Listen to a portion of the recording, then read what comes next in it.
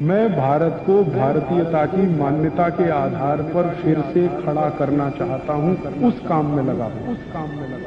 सवेरे ही सवेरे उठते हो, चाय पी लेते हो, कॉफी पी लेते हो। आयुर्वेद कहता है कि ये जो चाय कॉफी पिए तो जिंदगी भर बीमारी ही बीमारी।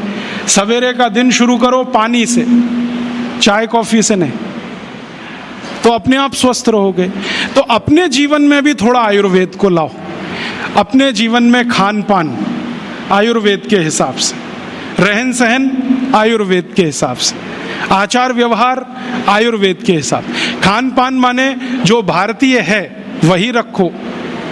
यूरोपीय अंग्रेजी खान पान, pizza, burger, hot dog, cold dog, chowmein, noodles, क्यों फंस गए इसमें?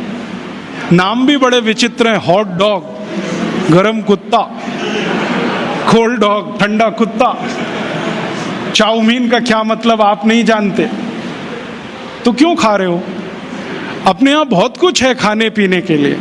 भारत तो ऐसा अद्भुत देश है कि जिस दिन जन्म लिया और जिस दिन मरो, हर दिन एक नई डिश बना के खा सकते हो। इतनी वैरायटीज हैं इस देश में। ये यूरोप में तो पाव और भाजी माने बर्गर, पिज़्ज़ा, ये सब पाव से ही बनता है। वो उनकी मजबूरी है, क्योंकि गेहूं तो है उनके यहाँ, गेहूं अपने यहाँ भी है, गेहूं का आटा बनाते हैं, हम भी बनाते हैं। आटे को गूंदना नहीं आता उनको, क्योंकि वो टेक्नोलॉजी आज तक वो सीख नहीं पाए, और हमने शायद ट्रांसफर भी नहीं किया होगा।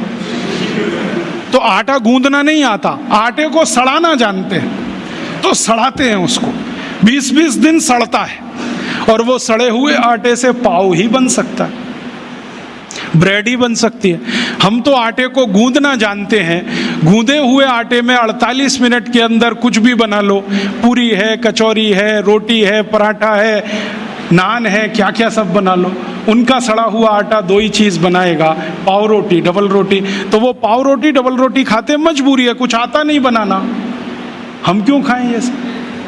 और वहां पाव रोटी खाएंगे सड़ी हुई, तो इसको पचाना है तो कोई एसिडिक चीज पीनी पड़ेगी, तो वो पेप्सी कोक पीते हैं, क्योंकि खाया कचरा है तो पचाना भी वही कचरा, इसलिए पेप्सी कोक पीते हैं। हमको क्या जरूरत है पीने की?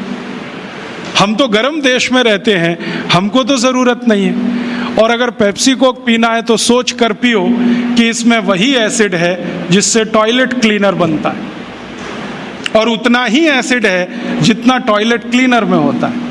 मैंने एक बार पेप्सी का पीएच कैलकुलेट किया था, 2.4 है, और फिनाइल का पीएच भी 2.4 है, हार्पिक का पीएच भी 2.4 है।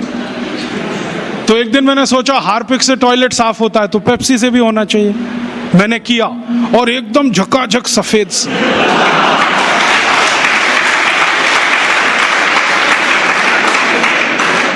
उस दिन से मैंने बोलना शुरू किया, ठंडा मतलब टॉयलेट क्लीनर। और हम पीते हैं, अकेले नहीं, घर में आने वाले मेहमान को भी पिलाते। हाँ, एक तरफ कहते हैं अतिथि देवता होता है, देवताओं को इस हंडा साफ करने का पानी पिलाते। ये पीने की चीज नहीं है। और अब तो आपको मालूम है ना, पेप्सी कोक में जहर भी है, DDT, बेंजीन हेक्साक्लोराइड, क्लोरोपाइरीफॉस, ये सब पेस्टिसाइड्स। और जो वैज्ञानिक इस पर रिसर्च करते हैं ना, वो कहते हैं कि 7 साल पेप्सी पियो तो अंतड़ियों में कैंसर हो जाएगा, 5 साल पियो तो नपुंसकता आ जाएगी। वैज्ञानिक तो बोलते हैं कि 1 इंजेक्शन पेप्सी ब्लड में लगाओ तो हृदय घात की संभावना पैदा हो जाएगी। कई वैज्ञानिकों ने यह सिद्ध किया है कि गर्भवती मां अगर कोका कोला पी ले तो गर्भ में बच्चा विकलांग पैदा हो। आंख में पेप्सी कोक डाल दिया तो आंखों की रोशनी चली जाए, दांत डाल दिया तो दांत गायब हो जाता है। अभी ये कोई पीने की चीज है? मत पियो। अपने पास बहुत कुछ है पीने के लिए, संतरे का रस, मौसमी का रस, नींबू की शिकंजी, नारियल का पानी, दही की लस्सी, गाय का दूध, कुछ नहीं मिले तो घड़े का पानी। तो ये अमेरिका और यूरोप से जो कुछ आया, ये हमारी जिंदगी में रहे जरूरी नहीं है।